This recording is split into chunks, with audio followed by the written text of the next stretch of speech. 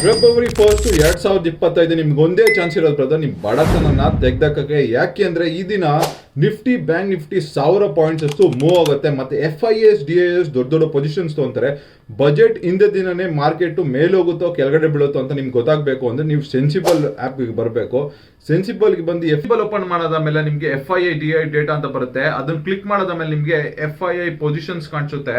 ಆಮೇಲೆ ಪ್ರೋ ಅಂದ್ರೆ ಬ್ರೋಕರ್ ಅಂತ ಖುದ್ದಾಗಿರೋ ಟ್ರೇಡರ್ಸು ಅವ್ರ ಪೊಸಿಷನ್ಸ್ ನೋಡ್ಬೋದು. ಮತ್ತೆ ಕ್ಲೈಂಟು ನಮ್ಮ ಥರ 90% ಮೆಂಬರ್ಸು ಟ್ರೇಡರ್ಸ್ ಲಾಸ್ ಅಲ್ಲಿ ಇರ್ತಾರಲ್ಲ, ಅದು ಕ್ಲೈಂಟ್ಸು ರಿಟೇಲರ್ಸ್ ಅಂತ.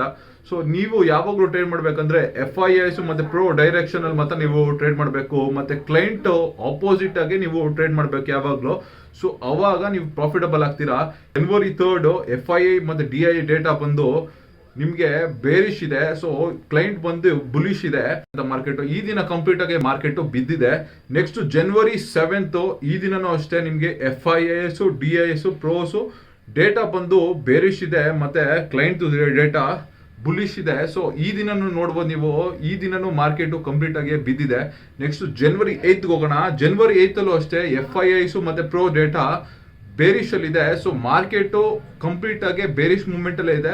ಮಾರ್ಕೆಟ್ ಕಂಪ್ಲೀಟ್ ಆಗಿ ಬಿದ್ದಿದೆ. ಯಾವತ್ತು ಕ್ಲೈಂಟ್ ಆಪೋಸಿಟ್ ನೀವು ಟ್ರೇಡ್ ಮಾಡಬೇಕು, ಅವಾಗೆ ಲಾಭ ಮಾಡ್ಕೊಳಕ್ಕಾಗೋದು. ಈ ತರ ಇಂಟ್ರೆಸ್ಟಿಂಗ್ ಇನ್ಫಾರ್ಮೇಶನ್ ಆಗಿ ನನ್ನ ಅಕೌಂಟ್ ಫಾಲೋ ಮಾಡೋದಂತೂ ಮರಿಬೇಡಿ.